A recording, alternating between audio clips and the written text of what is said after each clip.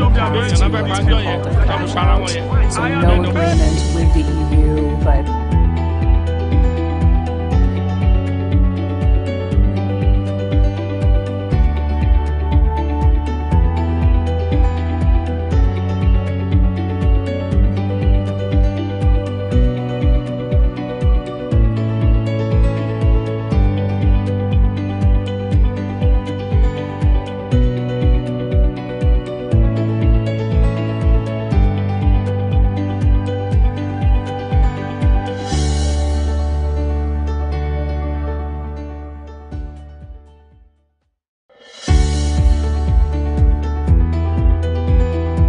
people into the country illegally. That is amazing. Honorable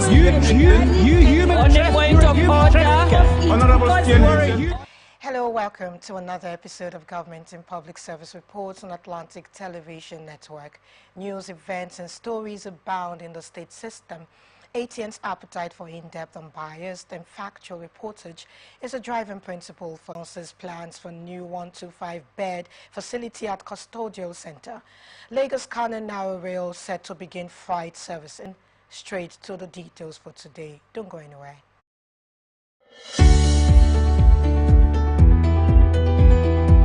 People into the country illegally. That is amazing. Honorable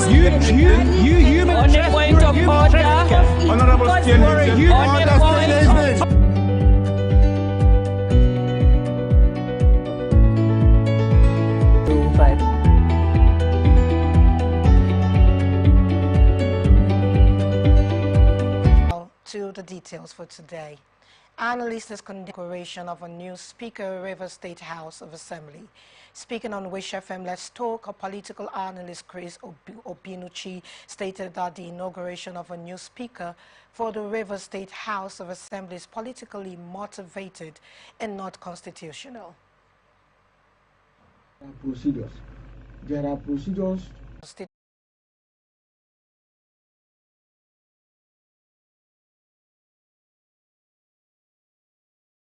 House Martins Amule.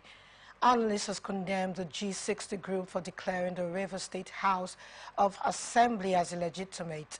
Speaking on Atlantic Television, a political analyst Ifeanyi Ugochukwu described the declaration by the G20 as a gross misconduct and unethical. Because as far as we are concerned, it was the governor of Rivers State who in June inaugurated this particular House of Assembly. So Ugochinyere and the other Nigerians who, go opinions by either individual or groups within constitutional tenets. Everyone has right to an opinion in this system. Everyone has a chance to, go on air and say what they feel is right and they feel should be the way things should go. But more importantly is when a group is speaking, like Ugochinyere G60 group has just spoken. And the take is very easy. Everything we're discussing when it comes to Rivers politics is in connection to the G60 people is the Constitution. What does the Constitution say? The Constitution says that if you are supposed to be an assembly member in a party and you move from that party, you are already an illegal member of the system. Just the assembly members are not in cognizance with the law. Recall that a group of federal described the Rivers State Assembly as illegitimate. Abia State Governor Alex Oti has said employing new people into the state civil service is not on the front burner of his administration. Oti said this during the monthly interactive session. He stated, "There is an embargo that I made and that embargo is still in place." He complained that the number of persons in the civil service was still very high, even after verification basis. The governor, however, assured all that the government was working assiduously on improving and enhancing the pay for the civil servants. He said that the government was aware that there were quite a lot of people in the service who might not be contributing at optimal levels and would need to do something about it. Recall that in 2023, the governor promised to fully digitalize Abia's civil service by March 2024. To Osun, the axis of the National Association of Nigeria Students Joint Campus Committee has accused the Economic and Financial Crimes Commission of illegally abducting some students of the Federal Polytechnic Ede, Osun State. It was gathered that the EFCC operatives from the Badon Zonal Office stormed Ede. Aruk Afolabi, the chairman and the general secretary respectively, NANS JCC Osun Axis. The union claimed that the EFCC operatives during a night raid arrested by the trauma they are experiencing. As law-abiding Nigerians, we urge President Bola Tinubu to intervene and ensure the prompt release of our students, he lamented. Meanwhile, the management of Federal Polytechnic Ede on Thursday said that it was yet to confirm the identity of the students alleged to have been arrested by the FCC. The institution also confirmed that there was a sting operation of the anti-graft agency in the town, but specified that the raid was carried out at Owode Ede area. A statement by the management signed by the school's public relations officer, Shola Lawal, however, said the institution had yet to receive any correspondence from the EFCC to either confirm or deny the said arrest and the involved take-off grant for the construction of Ilorin Smart City plan by the state government. The council also awarded contracts for the rehabilitation of some rural roads in both the central and south senatorial districts of the state. On Thursday, the State Commissioner for Communications, Mrs. Bolanle Olukoju, said the decisions were taken on Wednesday at the State Executive Council.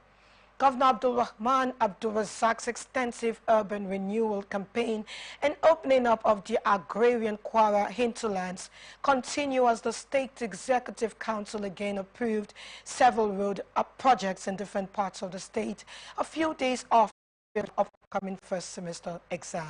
It opened the mini gate that leads into the said. He lamented that the students were left with only the main gates. He added that when the shootout subsided, a number of students could not be readily accounted for. The source further hinted that no fewer than 57 students were abducted, while one student sustained gunshot wounds. Meanwhile, the police and other security agencies have been mobilized to the school and the community. Confirming the incident, Professor Abdulrahman Asipita said the situation was under control. All efforts to speak with the police public relations officer in Kogi State, William Ovie Aya, were unfruitful at the time of this report. The federal government has announced plans for a new 125-bed facility at the Suleja Medium Security Custodial Center in Niger State to address overcrowding. The Minister of Interior, Olubunmi Tunji-Ojo, made the announcement on Thursday in Abuja when he inspected ongoing security projects at the custodial facility in Kuje. On April 25, 2024, 119 inmates escaped from the Suleja Medium Security Custodial Center. A downpour pulled down the wall of the custodial center.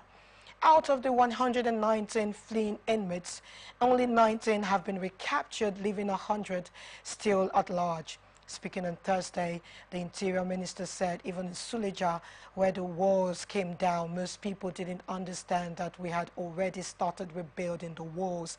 However, because it is a correctional center, we can't bring down all the walls at the same time for rehabilitation. We need to do that in segments. We're building a 125-bed custodial center beside the current center in Suleja to be able to solve the problem of overcrowding. We're putting in everything to make sure that our correctional centers are safe and foolproof to attacks, while we're also taking care of the welfare of the inmates. Tunji Ojo also stated that more inmates who escaped from the Suleja Custodial Center 2 weeks ago had been apprehended. He said, yes, we have recaptured a lot of people going on. We are working with sister agencies, but the details of that I won't be able to disclose in public so as to avoid jeopardizing the hard work of the agencies. We want to re-emphasize that it is no longer business as usual, but business unusual. He further highlighted ongoing efforts to enhance security, including the installation of solar lights and improvements in ICT and internal structures across the 9 custodial centers in the country.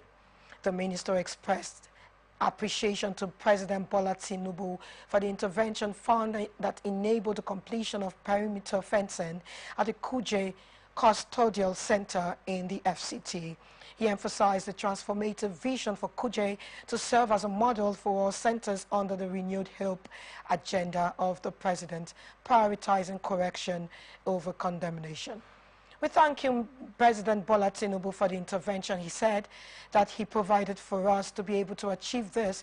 As you can see, the perimeter fencing. What we are doing now is installing solar lights for all-round and better illumination. Inevitable hunger looms in Apa and Agatu local government areas of Benue State as marauding Fulani herdsmen continued their deadly attacks unabated. Correspondents report that kidnappings and killings in the 2 local government areas have led to the abandonment of the communities in the 2 local government areas by the natives. As the rainy season sets in, the planned return to commence farming activities is under threat. The herdsmen remain defiant and have continued with their daily attacks and killings, the locals said. Apagatu Federal Constituency has been under relentless attacks by Fulani herdsmen for the past 12 years, with most attacks and killings concentrated in Agatu local government area. Particularly recently, it has escalated to the neighboring Apa Adoka axis of Otukbo and Gwewe and other local government areas of the state. Killings, destructions and displacement of thousands of inhabitants of affected communities.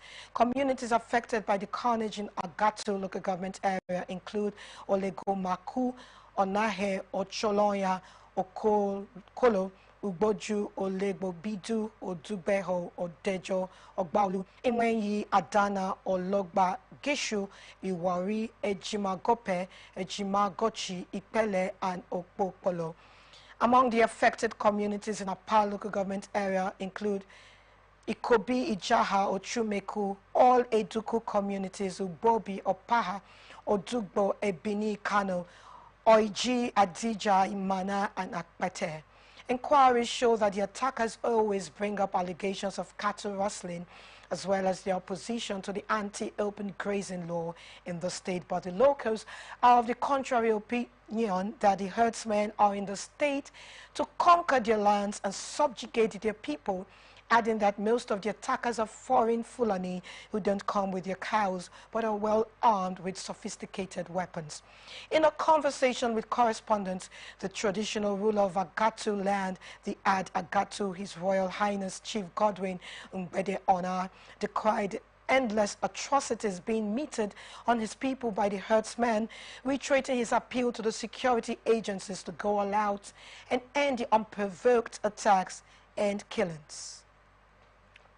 The Nigerian Army on Thursday handed over Lydia Simon, the rescued Chibok schoolgirl, and her 3 children to the Borno state government for reunification with her family. The theater commander, Northeast Joint Task Force Operation Hayden Kai, Major General Waidu Shuaibu, disclosed this during the handing over ceremony of the Mai Malari cantonment.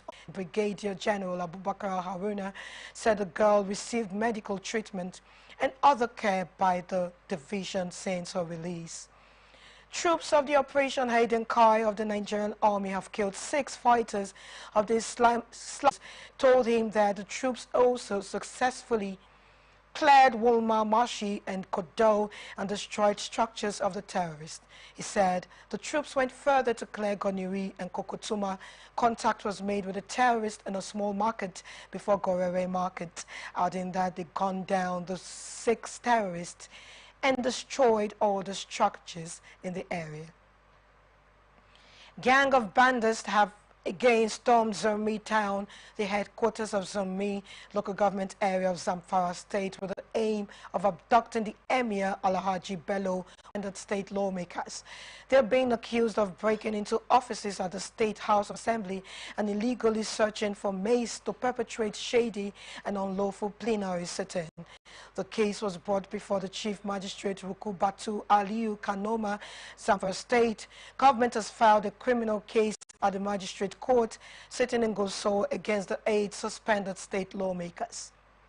They're being accused of breaking into offices at the State House of Assembly. Magistrate Rukubatu Aliyu Kanoma, the representative of the State Attorney General and Commissioner of Justice, said the accused persons on the 22nd day of February 2024 forcefully broke into the office of Sergeant at Arms and the office of the clerk to the House of Assembly and unlawfully made away with some valuable items not yet valued at the dumped mace. The Commissioner of Justice gave the names of the accused lawmakers as Honorable Shamsuddin Hassan, Honorable Farouk Musa Dosara, Honorable Nasiru Abdullahi, Honorable Bashir Aliyu Gumi, Honorable Basiru Bello Bungudu, Honorable Amiru Ahmad Keta, Honorable Ibrahim T. Tukur, and Honorable Bashiru Abubakar. According to the Attorney General, the charge against the criminal complaint brought pursuant to Section 122A and 123 subsection 1 and C of the Zamfara State Administration of Criminal Justice Law 2023. The complainants hereby apply for a warrant of arrest and/or criminal summons be issued against the defendants, he said. The counsel to the defendants 1, 2, and 3, Ibrahim Ali, and a counsel to the 4th, 5th, 6th, and 7th defendants, Daniel Peter, respectively, raised an objection that the court lacked the jurisdiction to handle the case. The case was adjourned to 30th of May 2024, during which the court will rule on whether it has jurisdiction or otherwise. There's more news, but don't forget you can connect with us and watch us on ATN socials, Facebook and YouTube, Atlantic Television Network, Instagram and TikTok, Atlantic TV Network 1, X, formerly Twitter, Atlantic TV-net. Watch us live on our website, atlanticnetwork.tv. You're still watching Government and Public Service Reports right here on ATN. We'll be right back after this break. Don't go anywhere.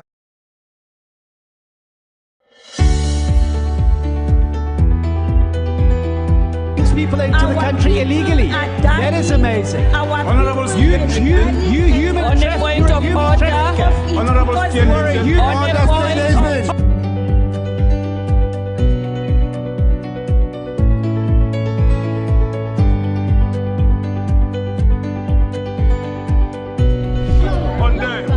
they are not picking our calls. They made up their minds. So no agreement with the EU, but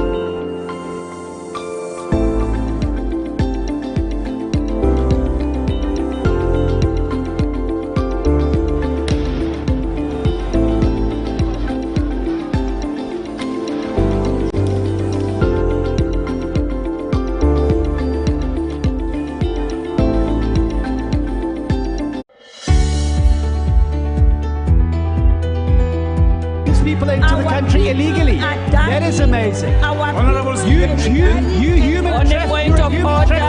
Honorable You are a human trafficker.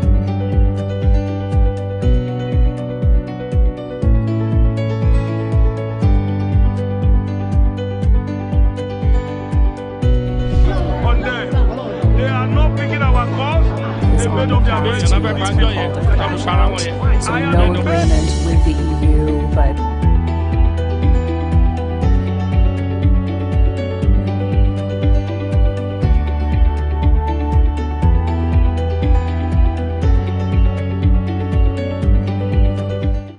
Welcome back to Government and Public Service Reports on Atlantic Television Network. To the rest of our stories. The Are Ona Kakanfo of Yoruba Land, Gani Adams, has asked the federal government to address Nigerian sufferings caused by the fuel subsidy removal and increased electricity tariffs. Adams disclosed this while speaking during the 2024 edition of the Oke Badon Festival, organized by the Olokun Festival Foundation, which was held in Ibadan, the Oyo State capital, on Thursday. He noted that Nigerians are concerned about the present situation in the country.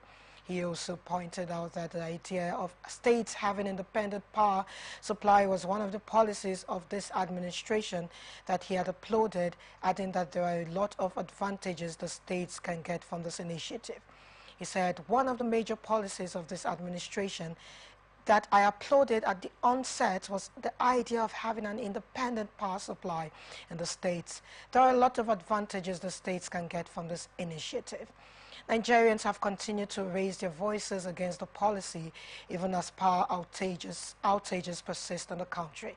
The new tariffs have become a new problem for Nigerians. Meanwhile, the organized labor under the umbrella of the Nigeria Labour Congress and the Trade Union Congress have written a protest letter to the Nigerian Electricity Regulatory Commission.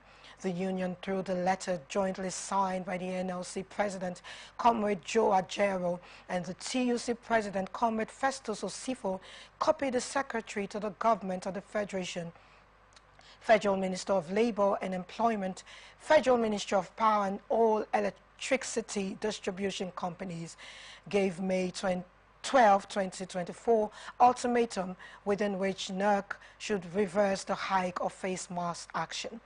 The union cited a hard condition which NERC action is going to push the masses into as reason for the call for reversal.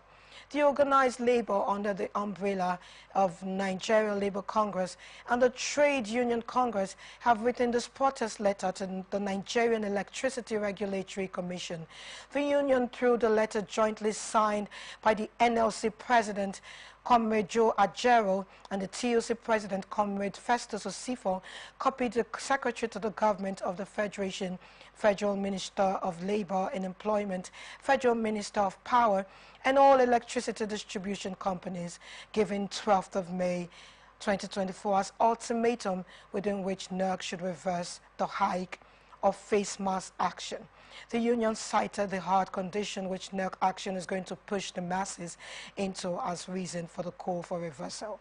The letter read in part, "We believe that this decision is not just morally reprehensible, considering the difficulties Nigerians are faced with currently, but it blatantly disregards fundamental principles and statutory obligations. It is a slap in the face of justice and fairness, and we will not leave by as the masses and workers are subjected to such unacceptable exploitation." Likewise, the two leaders said, as the regulator of the electricity sector, it is imperative that the Commission grasps the weight of its responsibilities. He added that we are miffed that NERC has become a tacit collaborator in crafting the oppressive pricing regime being perpetrated against Nigerian workers and people. The laws that set up the Commission mandates it to act as an unbiased ombudsman in the electricity industry. Unfortunately, he says, the reverse is the case, as it has acted in cahoots with distribution companies and the generating companies to promote their nefarious market practices. They stated that the announced tariff hike not only defies the established procedure mandated by law, but also tramples upon the rights of Nigerian citizens. The two unions gave until Sunday, the 12th of May, to comply, saying failure to do so will result in swift and decisive action on their part. The federal government has announced that the Lagos-Kano narrow-gauge rail line is set to begin freight services. The contractors revealed this during the visit of the Minister of Transportation, Saidu Alkali, to the site for an on-the-spot inspection of the project in Kano State on Thursday. This follows an update from the contractors, China's Civil Engineering Construction Corporation, indicating that the line has been connected to the Zakwaksiki Dollar Dry Port in Kano, the commercial hub of the state. The minister stated that starting freight operations would extend the lifespan of the nation's highways and help reduce the number of auto accident-related deaths among Nigerians. Alkali noted significant progress compared to his first visit and expressed satisfaction with the piece of work. He also revealed that the project would be divided into segments to facilitate smoother, more efficient and quicker completion. He noted, "This is the second leg of my inspection since I took over as the Minister of Transportation, and the essence of the inspection is to see by myself with a team from the Ministry of Transportation and engineers from the Railway Corporation and the consultant and the contractors so that we ensure compliance in terms of time and in terms of specifications." The minister also said, "I have just discussed with the contractor. We are going to segment the project by the grace of God. We are going to put Kano Daura next year and Daura to Maradi in 2026 and Dutse to Kano in 2026. A renowned political economist, Professor Pat Utomi, says his plan to form a mega political party with like-minded people and political groups ahead of the 2027 general elections is on course. Utomi, who returned to Nigeria on Wednesday after a long stay in the U.S., told the new agency of Nigeria on Thursday that the redemption of the country could not be achieved by the ruling All Progressives Congress or any of the opposition parties. He said the present political parties had failed the people and had not added value to nation building. According to him, the planned mega party is to disrupt the current political order and deliver that impactful leadership that the country truly deserves. It is precisely the reason I arrived in Nigeria yesterday, to continue that work formation of mega party. I believe that the political party system in Nigeria has failed completely," he said. "Political parties are not democratic and they are not serving the purpose. Political parties and politicians of these parties cannot save Nigeria now, it is clear. The nature and the structure of our politics is such that even good people, when they enter these existing political parties, will play to their interest," Utomi said. According to the former presidential candidate of the African Democratic Congress in 2007, parochial culture has consumed civic culture in the country, and this has affected the mindset of politicians. He said a new political order must be birthed to get Nigeria out of the woods, and that citizens and leaders must begin to do the right things to reposition the country. Nigeria must be saved by its citizens, and this is precisely what I'm advancing, he said. We are talking about value-driven citizenship with integrity, work ethics, respect for the dignity of people, regard for labor. Self-love is so consuming, and that is why Nigerian politicians don't act in the interest of the people or the state. They act so narrowly to their self-interest, he said. Utomi said in continuation of work to float the mega party, he would hold meetings in Lagos this week and hold meetings in Abuja next week before holding a news conference. The political economist added he hoped to achieve much with the mega party talks before going back to the U.S. Utomi said groups that would come together to form the mega platform were two cohorts of politicians, the Mea Culpa and New Value cohorts.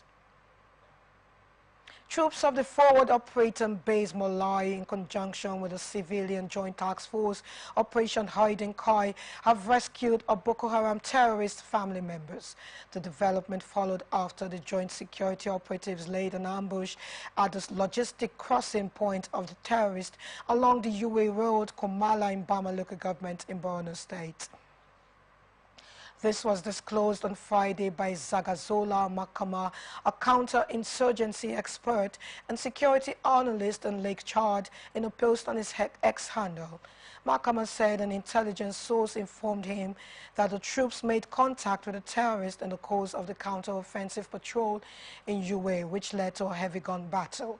According to him, the troops successfully defeated the Boko Haram terrorists, while others reportedly fled in disarray, thus abandoning their family, properties and ammunition. He further explained that the rescued members consisted of a mother, Aisha Usman, with her 3 daughters, Hawa, Binta and Amina. Preliminary investigation revealed that Aisha Usman was forcefully abducted, he says, when Boko Haram invaded a home in Hansar village in Gulag district, Madagali local government area of Adamawa state in 2014. She was moved to Njimiya camp of the Boko Haram in Sambisa forest, where she was forcefully married to one of the terrorists with 3 children. The rescued family were also taken to the military custody for profiling and further necessary action, Makama added. The Executive Vice Chairman and Chief Executive of the Nigerian Communications Commission, Dr. Aminu Maida, has signed a Memorandum of Understanding with Nokia Solutions and Networks Nigeria to train young Nigerians on latest 4G, 5G radio and transmission technologies at the Nigerian Communications Commission's digital parks. The EVC, led by the Minister of Communications, Innovation and Digital Economy, Dr. Bosun Tijani, signed the MOU earlier this week. This means that Nokia Nigeria would be setting up a fully functional 5G, 4G test lab, leveraging their latest radio and transmission technologies. This collaboration, according to NCC, advances the vision to enhance the capacity and skill set of Nigerians by equipping them with contemporary skills and knowledge needed to adapt to the rapidly evolving telecommunications industry. The Commission said the development was in tune with the Ministry of Communications, Innovation and Digital Economy's goal to drive digital literacy and build a pipeline of technical